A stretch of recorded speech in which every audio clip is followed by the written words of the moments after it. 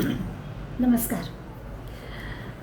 आपण मागच्या अध्यायात पाहिलं की भगवंताच्या विभूती अर्जुनाने ऐकल्या आणि खरं म्हणजे अर्जुनाला खूप छान वाटलं. थोडक्यात का होईना भगवंताने आपण कुठे कुठे आहोत याचा जणू काही पत्ता अर्जुनाला सांगितला होता आणि ते सगळं आनंददायी गृहीत धरून अर्जुनाला असं वाटलं की भगवंताने त्याचं मोठं विश्वरूप पण आपल्याला दाखवावं आणि तेही असं आनंदी असेल अशी समजूत अर्जुनाची होती आणि म्हणून अर्जुनाने विश्वरूप दाखवा अशी विनंती भगवंताला केली. पण घडलं भलतंच. ते आपण गेले काही श्लोक पाहतो आहे.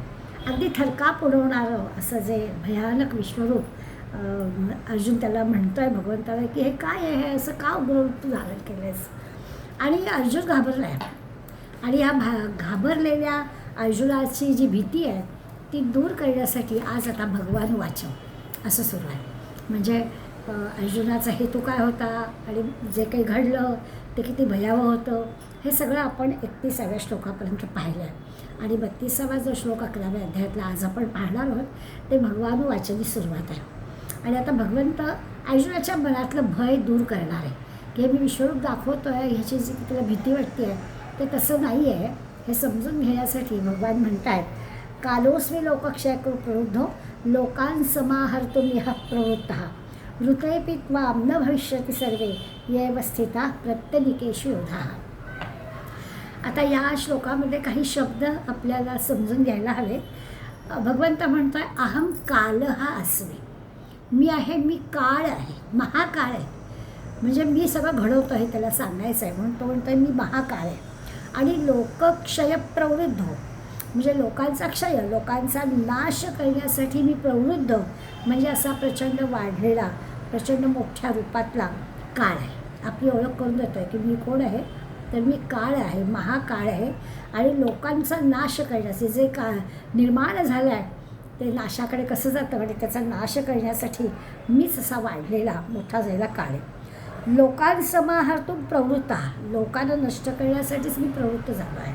भलतीच ओळख भगवंत स्वतःची करून देत आहे की लोकांचा नाश करण्यासाठी, लोकांना नष्ट करण्यासाठी मी प्रवृत्त झालेला आहे. पण इथे लगेच ये प्रत्यनीकेषु अवस्थिता हा योद्धा. प्रत्यनीकेषु अवस्थित आहे म्हणजे शत्रू पक्षातील सैन्यात जे उभे आहेत ना अर्जुना त्यांना मारण्यासाठी, ते सर्वे त्यांना सगळ्यांना मारण्यासाठी त्यांचा नाश होणार ना भविष्यात. त्यांचं हे विधिलिखितच आहे.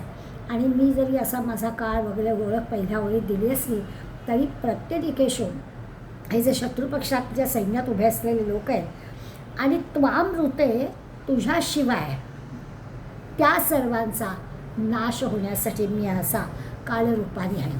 ही अशी एक वेगळीच ओळख भगवंताची या श्लोकात भगवंताने करून दिली. आता ही भगवंता उवाच आहे ना, भगवान उवाच आहे त्यामुळे भगवंताची वाणी आहे. आता ह्या भगवंताच्या वाणीचा आपण नीट समजून घेतला पाहिजे अर्थ. अर्जुनाला जे भय वाटतं आहे ना ते भय नाहीसं करण्यासाठी भगवान आता हे असं वैश्विक सत्य आपल्याला सांगणार. मी काळ आहे हे एक वैश्विक सत्य आहे. ते जे अर्जुनाला सांगितलं आहे तेही तुम्हा आम्हाला पण आहे. आजही ते खरं आहे. त्या काळात अर्जुनाच्या वेळेला द्वापार युगात खरं होतं आणि आज आता त्याचा आपल्याला काही उपयोग नाही असं नाही. आजही ते आपल्याला उपयोग आहे. भगवान सांगतात की मी काळ आहे, फार मोठा आहे, महाकाळ आहे आणि असं उग्ररूप धारण केलेला काळ आहे. हे जे उग्ररूप आहे ते सर्वांच्या नाशासाठी आहे. म्हणजे भगवंत निर्माता आहे हे आत्तापर्यंत आपण पाहिलं, भगवंत सांभाळ करणार आहे हे आपण पाहिलं. आज भगवंत आपली ओळख करून देतो आहे की मी सर्वांचा नाश करणारा पण आहे. म्हणजे काय आहे तर प्रत्येक वस्तूची निर्मिती झाली की ती नाशाकडेच जाते हे आपण समजून घ्यायचं आहे. अगदी नाशाकडे जाते म्हणजे काय की प्रत्येक वस्तूची एक ती स्वाभाविक प्रवृत्ती आहे. निर्माण होणं त्याला काय म्हणायचं, निर्माण होते पण निर्माण झाली. आपण भले वाढदिवस साजरे करत असू तरीसुद्धा आपला प्रत्येक वाढदिवस हा जातो आहे कुठे तो मृत्यूकडे जाणाऱ्या क्षणाकडेच घेऊन जातो आहे. सजीव असो, निर्जीव असो, पशु पक्षी प्राणी रगड धोंडे कोणी असू दे, फुलं पानं ती सगळीजणं ही निर्माण झाली की नाशाकडे जाणं कणाकणाने क्षणाक्षणाने ते आपोआप विनाशाकडे ते वाटचाल करीत असतात. असं एक वैश्विक सत्य आहे. हे कोणीच थांबवू शकत नाही.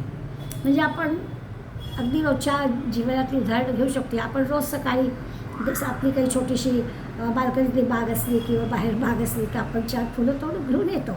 ताजी फुलं आपण घेऊन येतो. मात्र अगदी जरा जास्त असली तर आपण ती फ्रीजमध्ये ठेवू आणि आणखीन 2-4 दिवस वापरू, किंवा त्या फुलावर पाणी बिणी शिंपडून ती ताजी ठेवण्याचा प्रयत्न करू.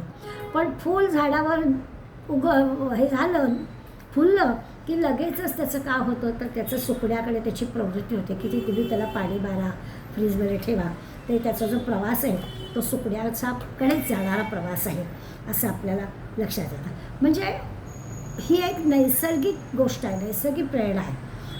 आणि ही जी काही शक्ती आहे ह्याला काळ म्हणजे हे अखंड चालू असतं, निर्माण होणं चालू असतं. ते निर्माण झालं की लगेच त्याचा स्वाभाविकच नाश होणं ही प्रक्रियासुद्धा चालू असते.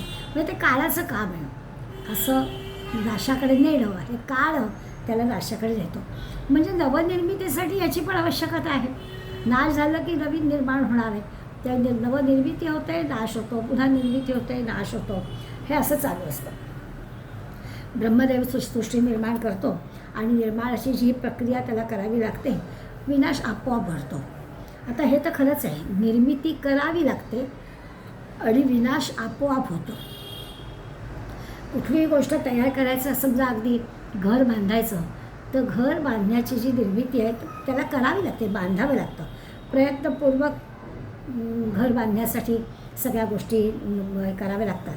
पण घर पडणं किंवा घर मोडकळीस येणं ह्याच्यासाठी काही करावं लागत नाही, ते आपोआप होतं. त्या घराचं जे काही 5-10 वर्ष, 50 वर्ष, 100 वर्ष जे काही आयुष्यमान असेल त्याप्रमाणे ते घर जुनं होणं आणि पडणं हे आपोआप घडतं. अगदी आपण वर्णन करतो पेशव्यांच्या काळातलं किंवा ब्रिटिशांच्या वेळचे पूल अजूनही आहे आणि आपल्याकडे अलीकडे बांधलेले 5-50 वर्षापूर्वीचे पूल मात्र पडतात असं वर्णन करतो. याचा अर्थ निर्माण होणं ही गोष्ट करावी लागते. पूल बांधावे लागतात, घरं बांधावी लागतात, निर्माण करावं लागतं. परंतु विनाश मात्र त्याचा जो आहे तो आपोआप होतो. हे जे काही आपोआप त्याचं जे काही आयुष्य आहे तिथपर्यंत ते राहतं आणि ते सुद्धा विनाशाकडे जाण्यासाठी म्हणजे जुनं होणं, त्याची पडझड होणं, अशा सगळ्या गोष्टी करत करत करत ते नाहीसं होणं, अशापर्यंतचा सगळा जो काही प्रवास आहे तो सगळा प्रवास नाशाकडे जाणारा हा आपोआप होत असतो. आपण त्याला किती डागडुजी केली, काही केलं तरी प्रवास त्याचा जो आहे तो नाशाकडे जाणार आहे.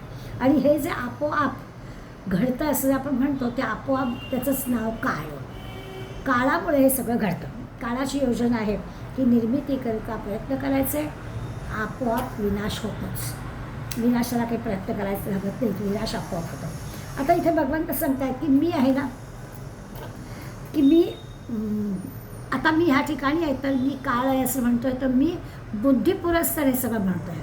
मी काळ आहे, मी महाकाळ आहे असं जे मी म्हणतो आहे, हे बुद्धिपुरस्सर मी ह्या ठिकाणी उत्पन्न झालो आहे. भगवंताने शब्द दिला आहे ना, अधर्म जिथे यदा यदा धर्म सगळा निर्भवती भारत, आणि त्याच्यासाठी मी येईन. त्यामुळे बुद्धिपुरस्सर हे सगळं जे काही युद्धामध्ये आहे आणि त्याचा नाश करणं किंवा त्याला गिळून टाकण्यासाठी मी बुद्धिपुरस्सर इथे उत्पन्न झालो आहे. भगवंत अवतार धारण करून या कुरुक्षेत्रावर जणू काही या कामासाठीच तिथे आलेलं आहे. काम काय त्याचं तर त्यांनी सांगितलं, सज्जनांचं रक्षण करणं आणि दुष्टांचं निर्दालन करणं, दुष्टांचा संहार करणं, यासाठी मी भगवंताचं हे अवतारकारी आहे आणि म्हणून मी आलेलो आहे. मग भगवंत हा सृष्टीचा निर्माता आहे आणि सृष्टीचं रक्षण पण तो करतो आहे आणि विनाशही त्याचाच अधिकार आहे. सगळ्या गोष्टी त्याच्याच आहेत असं आपल्या लक्षात येईल. आता हे पटकन आपल्याला कळणार नाही आहे. निर्मिती तोच करतो आहे आणि तोच नाश करतो आहे, त्याचाच अधिकार नाशाचा आहे. आपल्याला मुद्दा पटवून देण्यासाठी उदाहरणं छान दिले. वरदान भारती उदाहरण दिलं की बघा, शेतकरी काय करतो, शेतामध्ये धान्य पेरतो आणि पूर्ण वाढ होईपर्यंत छानपैकी त्याचं रक्षण करतो, म्हणजे तोच निर्माण करतो आणि मग तयार झालं की तो कापतो. आता ही जे काही शेतकऱ्याचं आहे, पेरणं, त्याची काळजी घेणं आणि तयार झाल्यावर ते कापून काढणं. आता लक्षात असं येतं की पेरताना तो जसा काही आनंदी असतो, समाधानी असतो, तसा कापताना पण अधिक जास्त आनंदी आणि समाधानी असतो. म्हणजे पेरताना जेव्हा तो आनंदी असतो की धान्य पेरलं आहे, छानपैकी जमिनीची मशागत केलेली आहे आणि मनामध्ये असं असतं की देवाने पाऊस बिऊस चांगला पाडावा बरं का, आणि माझं धान्य मुठभर पेरलं आहे त्याचं चांगलं मणभर यावं असं असतं. पण कुठेतरी ही भगवंताचा नीटपणाने हवामान पाऊस सगळा व्यवस्थित पडावा अशी अपेक्षा असते. आता तयार झालेलं धान्य तो कापतो तेव्हा स्वाभाविकच अधिक समाधान त्याला मिळतं. म्हणजे निर्माण करताना आणि कापून काढताना दोन्हीकडे त्याला समाधान होतं. भगवंत पुढे म्हणतात लोकांसमाहर्तो, लोकांचा समाहार म्हणजे लोकांचा संहार करून त्यांना स्वतःमध्ये समावेश करून घेतो. म्हणजे प्रवृत्त हा असा शब्द वापरला आहे की त्यांचा संहार करतो आणि मी माझ्यामध्ये त्यांचा समावेश करून घेतो असं भगवंत सांगतात. की जे पुण्यवान आहेत त्यांना मी काय करतो म्हणजे द्रोणाचार्य, भीष्माचार्य यांना त्यांना मी मोक्ष देतो, माझ्यात त्यांचा समावेश करून घेतो. त्वामृते अपि, आणि तू जरी या युद्धात राहिला नाहीस तरीही भीष्म, द्रोण इत्यादीचा विनाश घडणं निश्चितच आहे, म्हणजे घडणारच आहे. ज्या अटळ गोष्टी आहेत त्या होणारच आहे. आणि त्याचं कारण ते सांगितलं की असंच घडतं, निर्माण झालेली प्रत्येक गोष्ट विनाशाकडे जाते. म्हणजे हे सगळं जे की ते भगवंताच्या योजनेप्रमाणे घडतं असतं त्याचा अर्थ. म्हणजे अर्जुन काय किंवा अन्य दुसरे काय, सगळे जे काही आहेत ते आपण निमित्त मात्र आहोत. जे काही घडायचं असतं ते भगवंतच करतो, भगवंताची योजना असते ती काही बदलत नाही, त्याप्रमाणे सगळं घडतं. आता भगवंताच्या योजनेप्रमाणे जर काही ते घडतं आहे असं आपण म्हटलं तर मग आपलं ते संचित, क्रियमान, प्रारब्ध हे काय आहे असं स्वाभाविकच वाटतं. तर ते बरोबरच आहे. अनेक जन्म जे आपले होऊन गेलेले आहेत त्या जन्मामधील आपला जो एकत्रित कर्माचा साठा आहे ते संचित आहे, साठवलेलं आहे, ते आपण बरोबर घेऊन आलेलो असतो. क्रियमान जे आहे ते या आयुष्यामध्ये आपण जी काही कर्म करतो, चालू आयुष्यामध्ये जी कर्म करतो त्यातल्या काही कर्मांची फळं भोगायची राहून गेलेली असतात. ती जी असतात ती क्रियमान असतात आणि मग ती भोगण्यासाठी आपल्याला पुन्हा दुसरा जन्म, दुसरा देह घेऊन यावं लागतं. तो जेव्हा आपण घेऊन येतो तेव्हा ती बरोबर आणतो, त्याला प्रारब्ध असं म्हणतो. हे आपण यापूर्वी पाहिलेलं आहे. पण या तिन्हींची आठवण करून द्यायचं कारण असं आहे की आपण या जगात आलो की आपण किती काळ इथे आहोत, काय किती श्वास आपले इथे आहेत हे आपल्याला माहिती नाही आहे. किंवा आपल्याला नेमकं काय होणार आहे, कुठलं काही दुखणं होणार आहे का, काही कोणत्या प्रकारचं दुखणं झालं तर कशी योजना आपली होणार आहे, कोण आपल्याला डॉक्टर मिळणार आहे, काय औषधोपचार होणार आहे, काय आपलं भोगायचं राहिलं आहे, हे सगळं जे की आहे ते सगळं जणू की अगोदर ठरलेलंच असतं. आपल्याला माहीत नसतं एवढंच. माणसाला समजा आपण असं म्हणूया की संत मंडळी जी आहेत त्यांना स्वस्वरूपाचं ज्ञान झालेलं असतं, त्यामुळे सारी जी काही संचित कर्म असतात, आता जे म्हणतं की घेऊन आलं म्हणजे आपल्या कर्मा जसं एकत्रित साठा आधीच्या जन्मांचा तो असतो, ती सगळी त्यांचं संचित कर्म संपलेली असतात. म्हणजे झिरो बॅलन्स झालेला असतो. स्वस्वरूपाचं ज्ञान झालेल्या संतांबद्दल मी म्हणते आहे की त्यांना कळलेलं असतं की आपण काही कारणासाठी इथे आलो आहे आणि जायचं आहे, आपलं खरं जे काही स्वरूप आहे ते काय येतं भगवंतच आहे. तर त्यांची ही जी संचित आहे ती सगळी झिरो बॅलन्स झालेली असतात आणि मग ते जे काही या देहामध्ये असताना कर्म करतात त्याचं काही फळ निर्माण होतच नाही, कारण पुन्हा यायचंच नसतं प्रारब्ध घेऊन. ते संपलेले बघूनच संपवावं लागतं, त्यात बदल होतच नाही. म्हणजे एखादा 100 वर्ष जगतो किंवा एखादा अगदी लहान वयातच जातो असं जे आपल्याला दिसतं किंवा एखादा तरुणपणी जातो, याचं उत्तर आपल्याजवळ काही नसतं. ते आपण त्याला प्रारब्ध असं म्हणतो की त्याचं प्रारब्ध, त्याचं तेवढंच आयुष्य होतं असं त्याचं आपण वर्णन करतो. मग असं जर आहे तर मग मनात विचार असा आणखीन येतो की मग प्रयत्नांचा अर्थ काय, मग प्रयत्न कशाला करायचे, जर काही सगळे ठरलेलंच आहे आणि त्याप्रमाणेच होणार आहे तर मग प्रयत्न कशाला करायचे असं स्वाभाविकच आपल्यासारख्यांच्या मनात येईल. तर त्याला पण या सगळ्या गीतेवरच्या श्लोकांचा अभ्यास करणाऱ्या मंडळी सांगितलं आहे की प्रयत्न करावाच लागतो. सगळ्या संतांनी यत्न तो देव जाणावा समर्थ सांगतात आपल्याला, यत्न तो देव जाणा किंवा नर करेगा तो नर का नारायण हो जाएगा असं आपल्याला सांगतात. म्हणजे प्रयत्न तर करायला हवा. मग प्रयत्न करायचा म्हणजे काय आणि प्रारब्ध म्हणजे काय किंवा हे जे की भगवंताने ठरवलं आहे तसंच सगळं होतं असं म्हटलं जातं, याचा अर्थ काय. तर आपल्याला एक वरदान भारतीने उदाहरण दिलं. आधी एक विनोबा भाव्याचं उदाहरण आपण बघूया आणि मग याच्याकडे जाऊया. विनोबा भावे आपल्याला सांगतात त्यांना एक जण माणूस भेटला आणि विनोबा भावेने त्यांनी प्रश्न विचारला की ह्या प्रारब्धाला महत्त्व द्यायचं का प्रयत्नाला द्यायचं, तर श्रेष्ठ कोण, प्रारब्ध श्रेष्ठ आहे का प्रयत्न श्रेष्ठ आहे, असं विनोबा भाव्याने एका सगळंच त्यांनी प्रश्न विचारला. त्याचं उत्तर देताना विनोबा भाव्याने एक प्रसंग आहे. ते म्हणाले असं आहे की कल्पना करा की एक बैल आहे आणि त्या बैलाच्या गळ्यामध्ये दोरी बांधलेली आहे.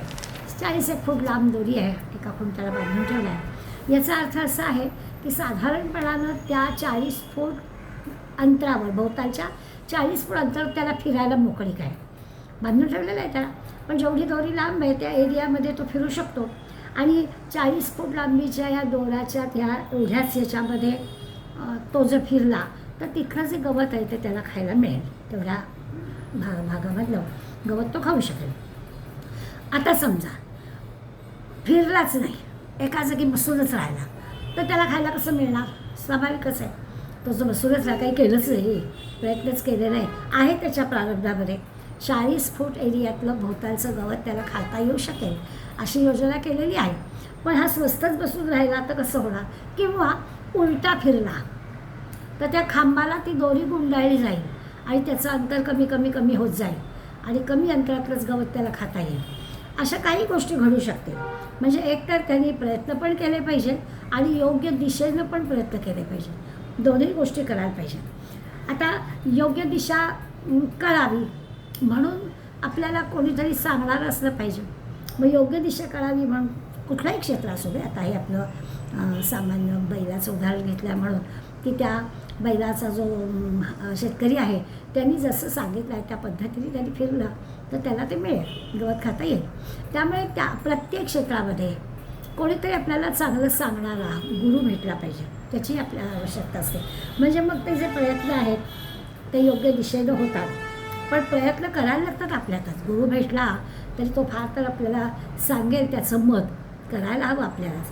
त्यामुळे प्रारब्धात काय आहे हे जरी आपल्याला माहिती नसलं तरी देखील प्रयत्न महत्त्वाचे आहेतच. म्हणजे आता बैलाचं उदाहरण देऊन विनोबाजींनी या प्रश्नकर्त्या माणसाला विचारलं त्या की तुम्ही काय करता? मग त्यांनी सांगितलं की मी आमच्या कंपनीमध्ये क्लार्क म्हणून काम करतो आहे. मग विनोबाजी त्याला लगेच सांगितलं की तुम्ही जर मन लावून तुमच्या कंपनीमध्ये प्रयत्न केला तर तुम्ही मोठे अधिकारी नक्की व्हाल, किंवा जनरल मॅनेजरसुद्धा ह्या कंपनीचे व्हाल. मन लावून काम केलं, प्रयत्न केले तर तुम्ही मोठ्या मोठ्या पोस्टवर वरती जाऊ शकाल. हे तुमच्या प्रारंभात असू शकेल. पण समजा तुम्ही काही प्रयत्नच केले नाहीत तर मग तुम्ही कायमचे क्लार्क राहूच शकाल. तर तसे राहाल.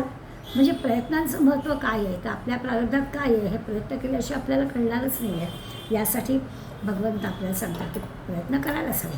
असं जर भगवंत आता ह्याच्यात सगळं की मीच काय ते सगळं करणार आहे असं म्हटल्यावर जर एखाद्या माणसाला वाटलं की मग तो जो काही करणार आहे तर आपल्याला काही करायलाच नको, तर असं काही नाही आहे. त्या अर्जुनाला सुद्धा तुझं कर्तव्य युद्ध करण्याचं आहे ते तू कर हे भगवंत सांगणार आहे.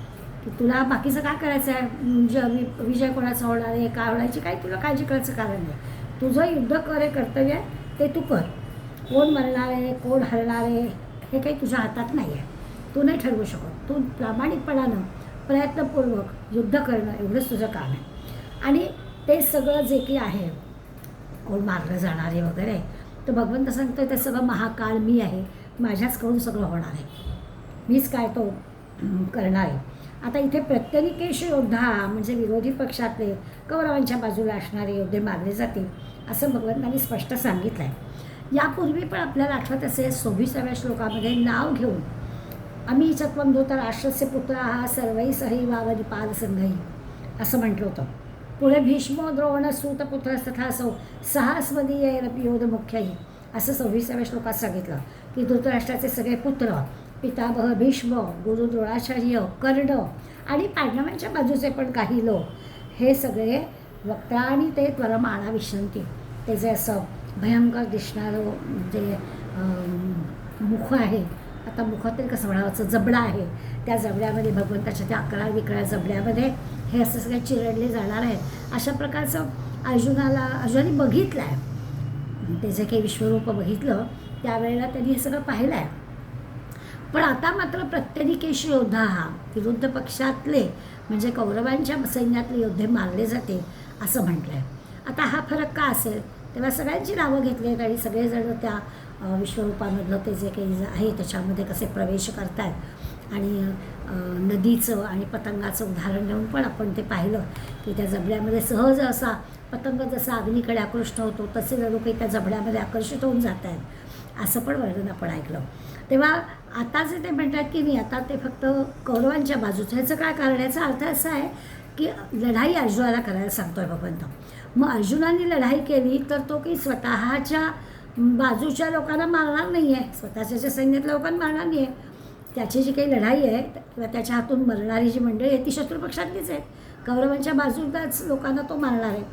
मग कौरवांच्या सैन्यातलेच ते योद्धे मरणार आहेत. त्यामुळे आत्ता भगवंताचा एक तू युद्ध कर, आणि मग युद्ध कर म्हटल्यावर भगवंत त्याच्याबद्दल बोलत असल्यामुळे म्हणतो आहे की हो, तू युद्ध कर, कौरवांच्या बाजूचेच योद्धे मरतील.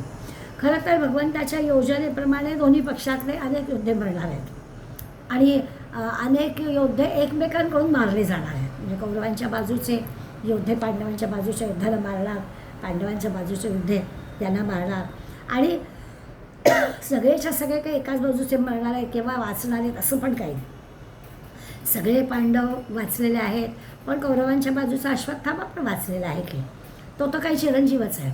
त्यामुळे सगळेच्या सगळे एका बाजूचे मरणार आहेत असा त्याचा अर्थ नाही. फक्त अर्जुन युद्ध करणारे म्हटल्यावर स्वाभाविकच कौरवांच्या बाजूचे योद्धे मरतील असं त्यांनी सांगितलं. आता आपण पाहिलं की भगवंत सृष्टी निर्माता आहे, सृष्टीचं रक्षण करणारा आहे, आणि आत्ता शब्द दिला की मीच विनाश करणारा काळ आहे. भगवंत कुरुक्षेत्रावर अवतार धारण करून प्रगट झालेले आहेत. त्यामुळे अधर्म तर होणार नाही, इथे अधर्म होऊ देणार नाही भगवंत. आणि समाहर्तुम प्रवृत्त हा म्हटलं आहे, मारण्यासाठीच आले आहेत असं पण म्हटलेलं आहे. मग धर्माने वागणारे जे पांडव आहेत ते यामध्ये सापडणार नाहीत, कारण ते धर्माने वागत आहेत. ज्ञानेश्वर माऊलींनी म्हटलं आहे, या श्लोकाच्या ज्या माऊलींच्या ओव्या आहेत त्याच्यामध्ये एक साधा अर्धा चरण माऊलीने हे केलं आहे, पांडव असा बाहेरी. म्हणजे हे पांडव जे आहेत ते ह्या अकराळ विक्राळ जबड्यामध्ये चिरडले जाणार नाही आहेत, ते बाहेर आहेत. असं जे काही अर्जुनाला दृश्य दिसतं त्याच्यामध्ये हे नाही दिसलं त्याला की आम्ही पांडव पण त्याच्या जबड्यामध्ये प्रवेश करतो आहे.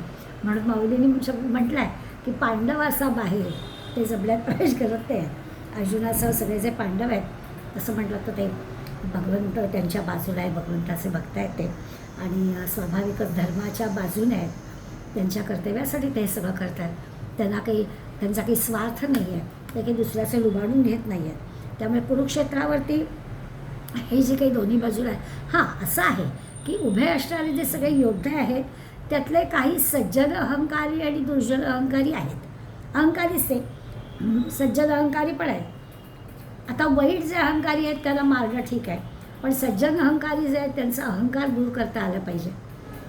म्हणजे जसं पसायदानामध्ये माऊली सांगतात की त्यांचा जो दुष्टपणा आहे तो घालवायचा आहे, तर त्याचा विचार केला तर आपल्या लक्षात येईल की ते सज्जन अहंकारी चांगले आहेत, पण केवळ अहंकारामुळे काही गडबड आहे. तर अशांचा जो अहंकार आहे, अशांचा जो स्वार्थ आहे तो घालवून टाकतो. कुठलाही असला तरी तो स्वार्थ वाईटच, अहंकार वाईटच, तो सगळा साफ करून टाकला पाहिजे, तो काढून टाकला पाहिजे. त्यासाठी भगवंत कुरुक्षेत्रावरती प्रगट झालेला आहे. आणि दुर्जनांचा नाश आणि सज्जनांचा रक्षण, आणि त्यातल्या सज्जन जर अहंकारी असतील तर त्या अहंकाराचा पण नाश, त्यांचा पण दुष्टपणा घालवून टाकायचा आहे. योगी अरविंदांनी या श्लोकाचं निरूपण सांगताना असं म्हटलं की भारतीय युद्ध हे धर्मयुद्ध आहे. रणांगणावर जे येतात तेवढेच मरतात. धर्मयुद्ध म्हणजे आता बाकीची त्याच्यानंतरच्या युद्धांचा किंवा त्याच्यानंतरचा विचार केला की आपल्याला धर्मयुद्धाचा अर्थ कळेल की अन्य कोणाला त्याचा त्रास नाही आहे. कुरुक्षेत्रावर किंवा लढाईच्या ठिकाणी रणभूमीवर जे येणारे आहेत तेवढ्यांमध्येच ते युद्ध चालतं, तिथलेच मंडळी मरतात. इस्लामी आक्रमण झालं ना त्यानंतर मात्र ह्या सगळ्यामध्ये बदल झाला. सगळा देश म्हणजे युद्धभूमी होऊन गेलं. म्हणजे स्त्रियांना पळवून देणं, शेती जाळून टाकणं, घरं जाळून टाकणं, हातपाय कापणं, डोळे फोडणं, हे सगळे प्रकार जे झाले हे युद्ध फक्त युद्धभूमीवरचं युद्ध राहिलं नाही, संबंध देशभर युद्ध झालं असं झालं. म्हणून अरविंद सांगतात की ही लढाई चालू असताना धर्मयुद्ध कशाला म्हणायचं, तर लढाई थांबली की मरण थांबलं. लढाई चालू असताना काय ते तलवारीने किंवा काय बॉम्ब किंवा काय आणखीन कसले हल्ले होत असलेली मारत असतील, पण संध्याकाळी लढाई थांबली की सगळं थांबायचं. राजपुतांच्या इतिहासामध्ये पण लढाईची पद्धत हीच होती म्हणजे अगदी त्यांच्यामध्ये सुद्धा राज्यांच्या वाटणीसाठी युद्ध झालेली आहेत. अगदी चुलत्या पुतण्यांची युद्ध झालेली आहेत. पण रणांगण संपलं म्हणजे युद्ध थांबलं. एकमेक मंडळी जी काही दुखापत झाली आहे, घायाळ झाली आहे, तर ते संध्याकाळी एकमेकांची विचारपूस पण करायचं आहे. काही औषध योजना असेल ते पण एकमेकांना सांगायचं आहे. किंबहुना अशा जखमी सैनिकांना भेटायला गेल्यावर असं पण व्हायचं की जर का उद्या युद्ध नको असेल तर ठीक आहे, आपण 1-2 दिवस लढाई थांबवूया आणि मग परत लढूया. म्हणजे एखादी क्रिकेटची मॅच वगैरे असावी ना, असं खेळीमेळीचं वातावरण असावं. अशा प्रकारे पूर्वी ही युद्ध घडत असत. त्याला धर्मयुद्ध म्हटलेलं आहे. क्षात्र तेजानं क्षत्रिय म्हणून जे युद्ध असेल, ईर्षा नाही, दुष्टावा नाही. दुसऱ्या महायुद्धामध्ये काय झालं, 1.5 कोटी सैनिक मरण पावले आणि 3 कोटी नागरिकही मरण पावले. मी मगाशी म्हटलं तसं की यवनांच्या वेळेला काय भिंतीत चिणून मारणं, हातपाय तोडणं, डोळे फोडणं, अशा ज्या गोष्टी सुरू झाल्या म्हणजे अमानवी अत्याचार केले गेले. हिटलर, स्टॅलिन, माओ यांच्या कारकिर्दीत तर अहिंसा, मानवता हे शब्दच नव्हते. इतकं अमानवी हिंसा त्यांच्या काळामध्ये केली गेली. तुकाराम महाराजांनी काय म्हटलं, दया तिचे नाव, भूतांचे पालन आणि कंटकाचे निर्दालन असं म्हटलं. आता याला दोन्हीला दया म्हटलेलं आहे. सज्जनांचं रक्षण करणं हे बरोबरच आहे आणि कंटकांना म्हणजे दुष्टांना मारणं ही पण दयाच आहे. कंसाचा, रावणाचा वध झाला म्हणजे मारलं पण त्यांचा उद्धारच झाला. मारलं असलं तरी उद्धारच झाला, कारण भगवंतानी त्यांचा उद्धार केला. आता माऊली जे म्हणत आहेत, खळांची व्यंकटे सांडो, तया सत्कर्मी रती वाढो, त्यांच्याकडून चांगलं काम होऊ दे, त्यांचा दुष्टपणा जाऊ दे, असं माऊलींचं सांगणं आहे. म्हणजे दुष्ट माणसांचा वाकडेपणा जाऊ. आता हा जो काही दुष्टपणा आहे, काय स्वार्थपणा असेल, अहंकार असेल, नीचपणा असेल, तो दुष्टपणा गेला तर चांगलीच गोष्ट आहे. पुन्हा सत्कर्म करायला लागले तर चांगलंच आहे. पण तसं नाही झालं तर मग ती दुष्टता, नीचता संपवण्यासाठी शरीराला संपवावं लागतं, म्हणजे मारावंच लागतं. हा खरा म्हणजे त्याच्यातला अर्थ. माऊली म्हणतात की त्याला सत्कर्माला लावावं, त्यांचा दुष्टपणा जावा. आणि योगी अरविंद म्हणतात, दुष्टता नाहीशी करू आणि माणूस शिल्लक ठेवू असं होणं कठीण आहे, फारच कठीण आहे. त्याची दुष्टता जाईल आणि तो पुन्हा सत्कर्माला लागेल, तो सज्जन होईल. हे माऊलींचं म्हणणं बरोबर आहे, पण योगी अरविंद म्हणतात ही अवघड गोष्ट आहे. हे असं होणं अपवाद म्हणून कधीतरी होत असेल, क्वचित घडत असेल, पण शेवटी दुष्टाला मारावंच लागतं. त्याच्यासाठी ते आपण उदाहरण घेतो की सर्जरीसारखी ट्रीटमेंट केव्हा करावी लागते. आधी सुरुवातीला औषधं गोळ्या दिल्या जातात, उपचार केले जातात, पण जेव्हा असं लक्षात येतं की हा एखादा अवयव किंवा एखादा शरीराचा भाग हा जो खराब झालेला आहे तो आता दुरुस्त होणारच नाही आहे, त्यावेळेला कापूनच काढावा लागतो.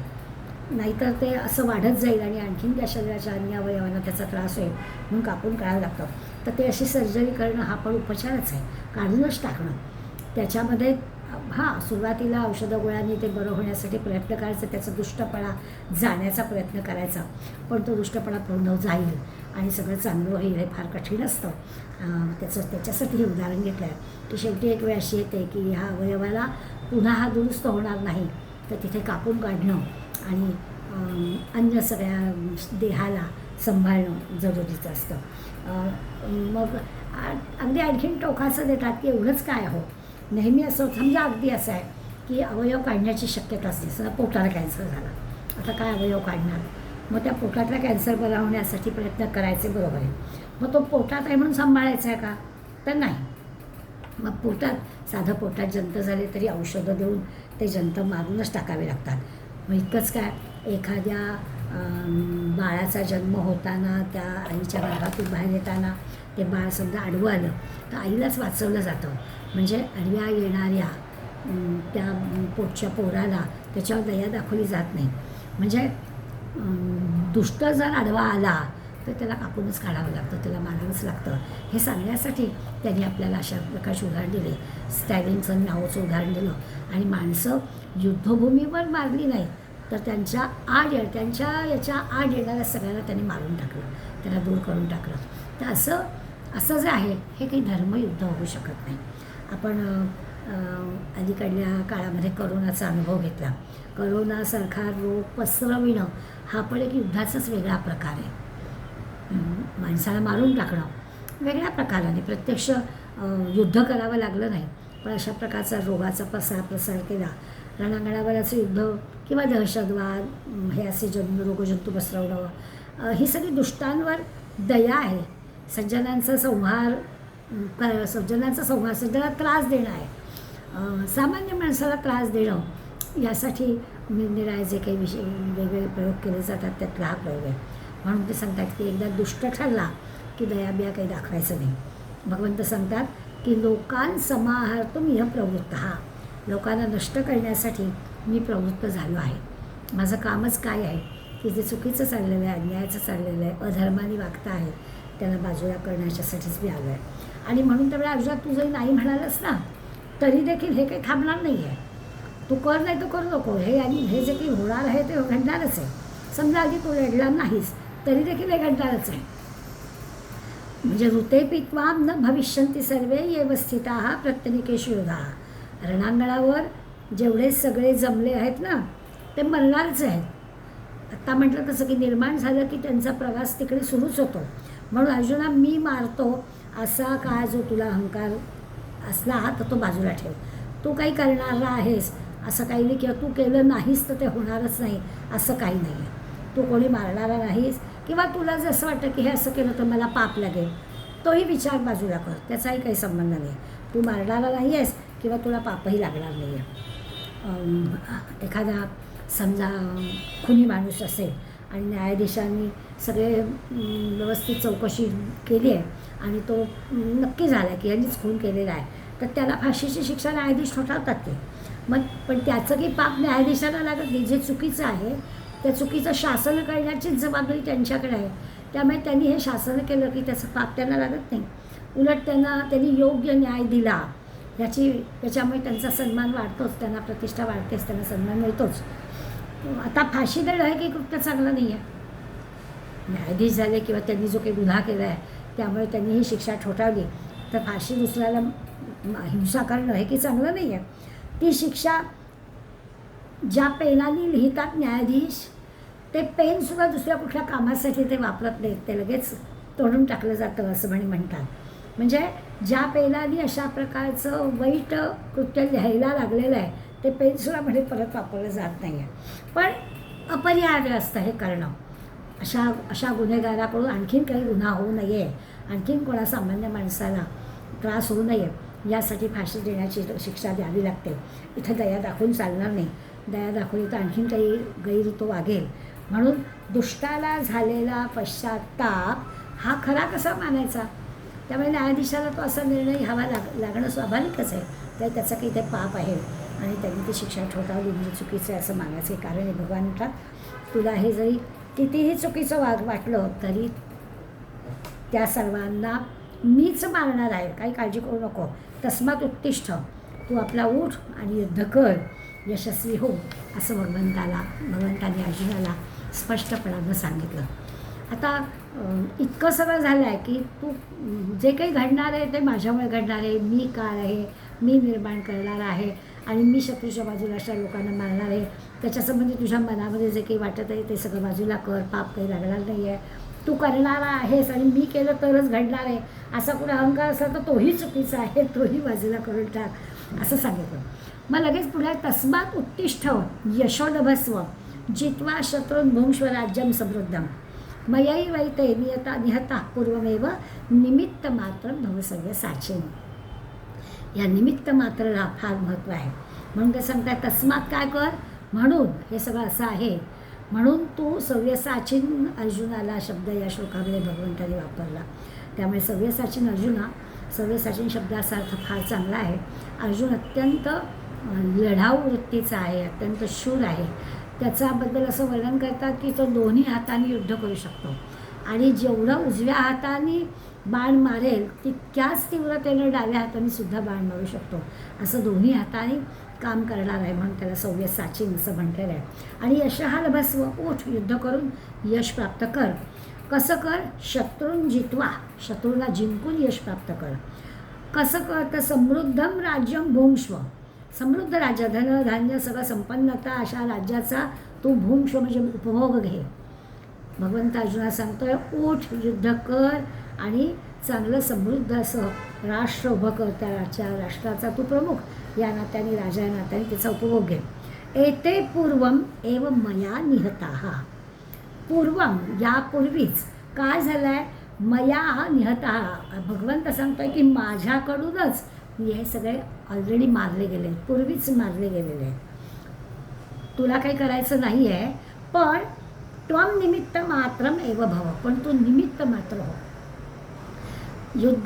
त्या युद्धामध्ये तू बाण मारलं आहेस, तुझ्याकडून ते मारले गेलेले आहेत, हे सगळं मी त्यांना ऑलरेडीच मारलेले आहे. मग येते पूर्वम मया निहताः.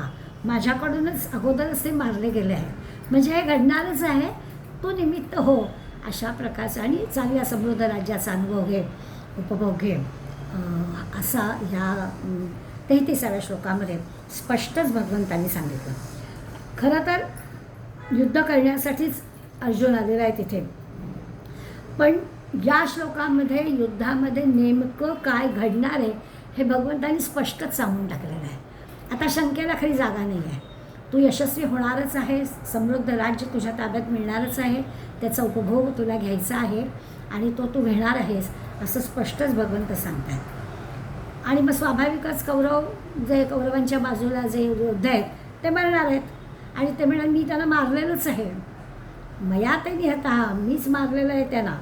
तू काय कर, तू आपलं युद्ध कर, निमित्त मात्र हो. कारण ह्याच्याजवळ काही शस्त्रच नाही आहे ना, त्यामुळे हा नुसताच रथ चालवणार आहे. पण निमित्त तू हो, मी सगळी व्यवस्था केलेलीच आहे.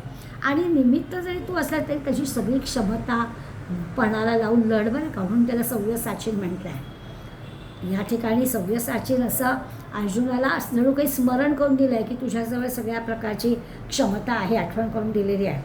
दोन्ही हाताने तू युद्ध करू शकतोस, एवढी मोठी क्षमता तुझ्याजवळ आहे. तर सगळ्या तुझ्या क्षमतेचा वापर करून तू युद्ध कर आणि निमित्त मात्र हो.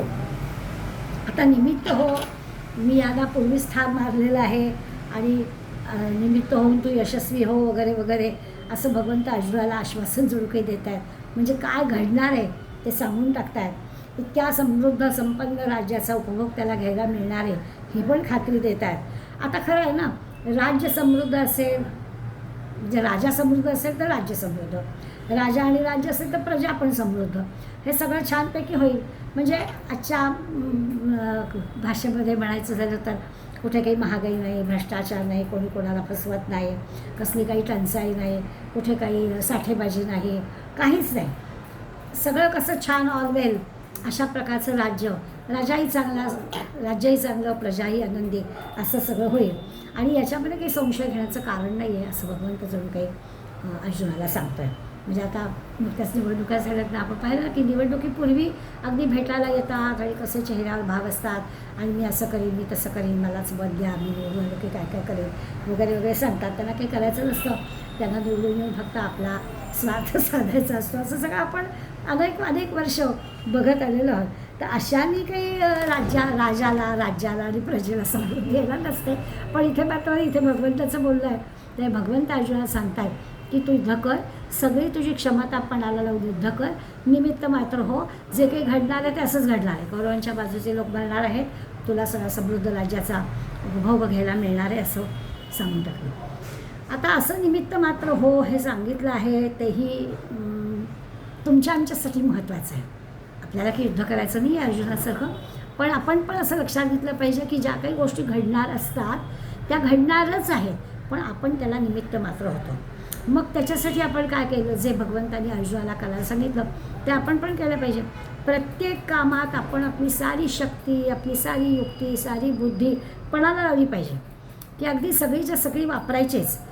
म्हणजे मग काय होईल, म्हणजे ते की आपल्या आता त्यातून आपल्याला यश मिळणं, किती % यश मिळणं किंवा न मिळणं हे आपल्या हाती नाही आहे, हे समजून घ्यायचं. आपण निमित्त मात्र आहोत, पण आपली शक्ती, बुद्धी, युक्ती सगळी पणाला मात्र लावायची आहे. जे काही घडणार आहे ते अगोदरच निश्चित केलेलं आहे. आत्ता भगवंत अर्जुनाला सांगतायत की तू काळजी करू नको, मी सगळं केलेलंच आहे. आम्हाला आपण बहुधा अर्जुन नाही आणि असं भगवंत आपल्याला सखा म्हणून नाही भेटला तर आपल्याला असं आधी नाही कळणार. परंतु आपल्याला याच्यातून भगवंत सांगताय की काही नाही, आपले जे काही घडणार आहे ते काय घडायचं ते घडेल. आपल्याला आपण करत असलेल्या कामात किती यश मिळेल ते भगवंत काय ठरवेल. पण करायचं मात्र आपण उत्तम प्रयत्न आणि सर्व दिशेनं चांगल्या प्रयत्नांनी करायचं, हे आपल्याला या अर्जुनाच्या आणि भगवंताच्या या संवादातून समजून घ्यायचं आहे.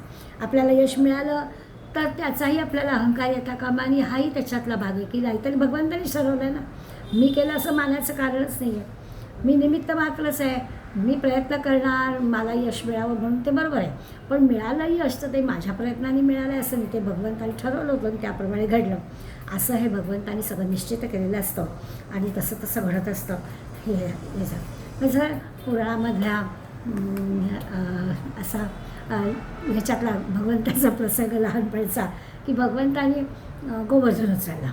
तर काय ती एक करंगळी आपली लावली गोवर्धन पर्वताला आणि मग सगळ्या गोपबालांना सांगितलं की तुम्ही तुमच्या हातातल्या काठ्या आहेत त्याच्या गोवर्धनाला आधार द्या, म्हणजे तो गोवर्धन काठ्यांवर राहील. आणि सगळ्यांनी बिचाऱ्यांनी भगवंतांनी सांगितल्याप्रमाणे आपल्या काठ्या लावल्या. पण कुठेतरी त्यांच्या मनात आलं की असं काय, भगवंतांनी नुसतीच करंगळी लावली आहे, याच्या करंगळीवर काय होणार आहे, याच्या करंगळीवर काहीच होणार नाही, आपण आपल्या काठ्यांवर हा सगळा गोवर्धन आपण उचलून धरला आहे, असं त्या बिचाऱ्या गोपाळांच्या मनात आलं.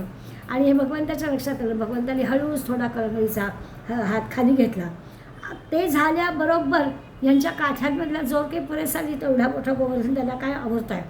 आणि मग भगवंतांनी करंगळी काढली, त्याबरोबर ही सगळी मंडळी ओरडायला लागली, अरे अरे कृष्णा कृष्णा हे बघा. आणि मग तुम्हाला झाला लावा की जोर, तुमच्या काठ्या जोर लावा काठ्याने. पण लक्षात आलं की भगवंतांनी करंगळी दूर केली तर तो काही गोवर्धन आपल्याला सावरता येणार नाही आहे. हेतू काय, जरी म्हणजे किस्सा म्हणून जरी असलं तरी त्याचा अर्थ असे की सगळं भगवंताच्या हातात आहे. त्याच्या करंगळीवर तो सगळा गोवर्धन पर्वत उचलला जात आहे. पण म्हणून आपण काठ्या लावायच्या नाहीत का, तर लावायच्या.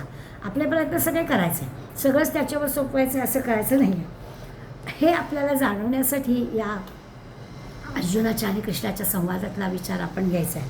आपल्याला जाणवते ही गोष्ट की आपण जे जे काही यश मिळवतो, आपण म्हणतो की या गोष्टीत मला यश मिळालं, तर तिथे तिथे काहीतरी भगवंताची एक अदृश्य शक्ती असतेच, हे आपण मान्य करतो. सगळ्या चांगल्या संत मंडळींचे आशीर्वाद आपल्या पाठीशी असतात, आपले प्रयत्न योग्य ठिकाणी झालेले असतात, पण भगवंताची एक शक्ती त्या सगळ्यामध्ये असते. आपले प्रयत्न तसं पाहायला गेलं तर नगण्य असतात. आपण करायचे, प्रयत्नांची पराकाष्ठा करायची, पण नुसत्या प्रयत्नांमध्ये होत नाही. तर भगवंताची अदृश्य एक शक्ती आपल्या त्या सगळ्या प्रयत्नांना असते. संतांचे आशीर्वाद असतात, म्हणून आपल्याला जे काही योजना असते ती ठरलेलीच असते, त्याच्यामध्ये काही फरक पडणार नसतो. भगवंताची जी योजना आहे तसंच घडतं. आणि त्यामुळे आपल्याला मिळालेल्या यशाने आपण अगदी फार मोठं हुरळून पण जायचं नसतं. दुर्दैवाने समजा यश मिळालं नाही आणि आपल्याला अपयश जरी आलं तरी देखील त्याच्यातून खचून जायचं नसतं. हे आपल्याला शिकण्यासाठी हे निमित्त मात्र हो, असं जे भगवंत अर्जुनाला सांगतात. तर आपलं पण तसंच आहे की आपण पण हे सगळं निमित्त मात्र होऊन करायचं. जे काही भगवंत ठरवलं आहे त्याप्रमाणेच होणार असतं, हे पक्की खूणगाठ मनाशी बाळगायची. पण तरी देखील आपले प्रयत्न कमी पडू द्यायचे नाही. म्हणजे मग आपल्याला ती भगवंताची शक्ती, संतांचे आशीर्वाद, आपले प्रयत्न आणि हे सगळ्यातून यश मिळालं तरी देखील ते यश माझं नाही असं मानण्याकडे आपली प्रवृत्ती येते. आपल्या मर्यादाही आपल्याला मान्य होतात. हा जो काही विचार आहे तो आपल्याला या संवादातून लक्षात घ्यायचा आहे. पुढे त्यांनी द्रोणांच्या, भीष्मांच्या, जयद्रथांच्या कर्णन तथान्यापि योधवीरान मया हतस्त्वं जहिमा व्यथिष्ठा युद्धस्व जेतासी रणे सपत्नात, असा 34वा श्लोक घेतला. आणि ह्याच्यात तर स्पष्टपणाने नावं दिली. नावं काय दिली तर म्हणे द्रोणाचार्य, भीष्माचार्य, जयद्रथ, कर्ण. द्रोणांच्या, भीष्मांच्या, जयद्रथांच्या, कर्णम तथान्यानपि योधवीरा, आणि आणखी इतर योद्धेसुद्धा, अशी पहिली ओळ सांगितली. आणि नंतर म्हणाले मया हातान, मी मारलेलेच आहे. म्हणजे ह्या सगळ्यांची या यादीतली ही जी सगळी मंडळी आहे त्यांना मी मारलेलंच आहे. योधवीरान त्वं जही, त्या ते जे युद्धवीर आहे, शूरवीर आहे, त्या योद्ध्यांना त्वं जही, तू ठार कर. अर्जुनाला भगवंत सांगतोय की तू ठार कर. माम व्यथिष्ठा, भिवू नकोस, व्यथा म्हणजे दुःख, घाबरू नकोस, काही दुःख करू नकोस. रणे सपत्नान जेतासे, ह्या रणे म्हणजे युद्धामध्ये सर्व शत्रूंना तू नक्की जिंकशील, काही घाबरण्याचं कारण नाही आहे. युद्धस्व, युद्ध कर, निश्चिंतपणे युद्ध कर. 34व्या श्लोकामध्ये पुन्हा नावं घेऊन 4 नावं घेऊन सांगितलं आणि दुःख करायचं कारण नाही, काळजी करण्याचं कारण नाही, निश्चितपणाने तू जिंकणार आहेस. आता आत्तापर्यंत मी जे आपल्याला सांगितलं आपल्यापुरतं ह्याच्यातून कसं शिकायचं, त्याच्यामुळे आपल्याला की भगवंत अर्जुनाला जशी खात्री देतो आहे तसं आपल्यालाही खात्री देत. आपण फक्त प्रयत्न करायचे, प्रामाणिकपणे प्रयत्न करायचे, त्याच्यावर विश्वास टाकायचा आणि सांगायचं की त्याचं ठरलेलं आहे तसंच घडणार आहे. इथे फरक एवढाच आहे आपल्यात आणि अर्जुनाच्यात की अर्जुनाला भगवंत खात्रीने सांगतो आहे की तू हे कर, तूच जिंकणार आहेस, सगळ्या शत्रूला नक्की जिंकणार आहेस, निश्चिंतपणे युद्ध कर. आणि वरती म्हटलं की घाबरू पण नकोस, माम यथिष्ठा, दुःख करू नकोस, भीती वाटण्याचं कारण नाही, काळजी करण्याचं कारण नाही, याला मी पूर्वीच मारून टाकलेलं आहे. आणि ह्या 4 मात्र स्पष्टपणे नाव घेतलं आहे. आता या 4 एवढी नावं घेण्यामागचा काय उद्देश असेल, तर भगवंत त्याला सांगतो आहे की ह्या रणक्षेत्रावरती ही जी कितीतरी योद्धी मंडळी आहेत आणि सांगितलं की ते मरणारच आहेत वगैरे, ठीक आहे, पण ही जी विशेष चौघं आहेत ना, ह्यांचं विशेष कारण आहे. अर्जुनाला काही फक्त या चौघांनाच मारायचं होतं असं आहे का, तर असं नाही आहे. युद्ध करायचं होतं, ही चौघं समोर आहेत. अगदी पहिल्या अध्यायातच आपण पाहिलं की भगवंतानी अशा ठिकाणी रथ आणला की आपल्याला कोणाशी युद्ध करायचं आहे म्हणल्यावर ही सगळी मंडळी समोर दिसली आणि अर्जुन गर्भगडीत झाला, मी युद्ध करणार नाही म्हणाला. त्यामुळे अर्जुनाला काही हा फक्त चौघांनाच मारायचं होतं असं नाही आहे. तरी या चौघांची नावं घेण्याचं काय कारण असेल, तर ही चौघं जरा विशेष आहे. महाभारतामधल्या सगळ्या कथांचा आपण विचार केला, नुसतं आठवण जरी केली तरी आपल्याला कळेल की ह्या चौघांचं अर्जुनाच्या बाबतीमध्ये एक विशेष नातं आहे. आणि त्या विशेष नात्यामुळे भगवंत अर्जुनाला या चौघांची नावं घेऊन सांगतो आहे की तू काय करायला हवं, तर मी ह्याला मारून टाकलेलंच आहे, तर तू युद्ध कर, घाबरू नकोस आणि निश्चिंतपणानं युद्ध कर, नक्की जिंकणार आहेस. आपण या चौघांचा विचार करायचा झाला तर थोड्या महाभारतातल्या कथांचं स्मरण आपल्याला करावं लागेल. पहिलं द्रोणाचार्यांचं नाव घेतलं.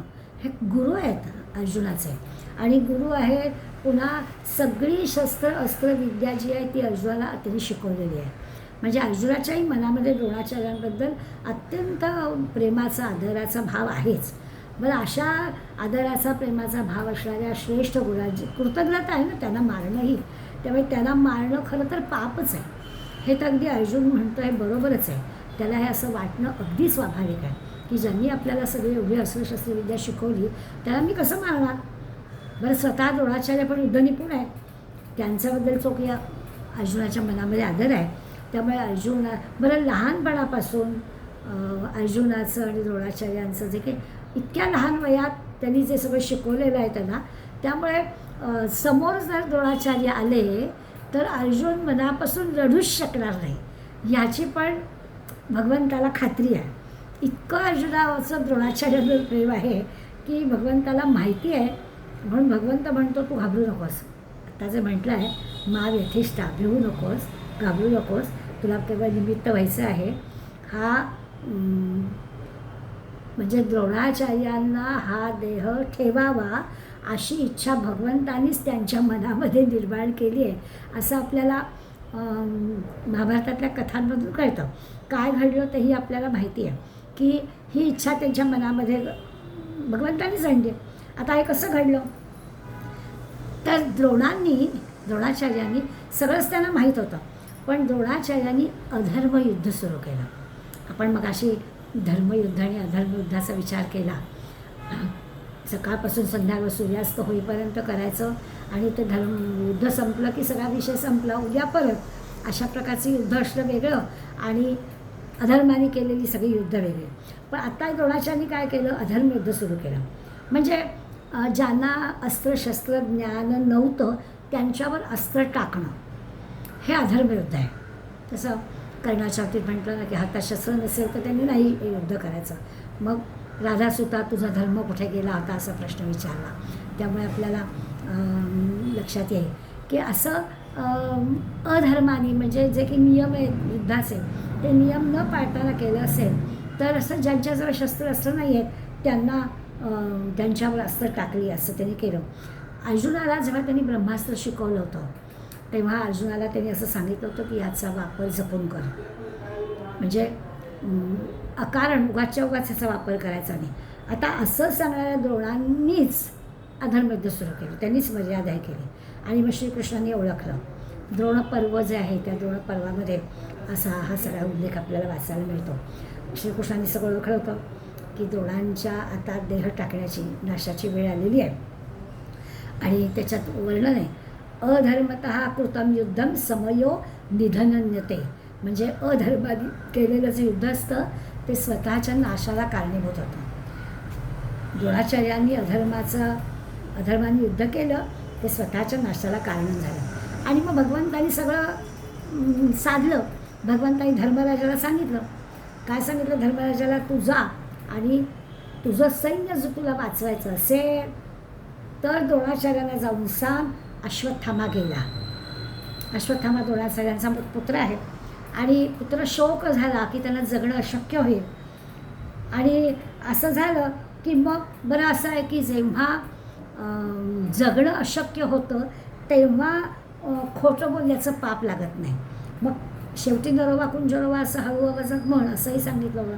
युद्ध चाललेलं आहे, त्या युद्धभूमीवरती हे भगवंतांनी सगळं धर्मराजाला समजावून दिलं आणि वरती हे काही पाप लागणार नाही.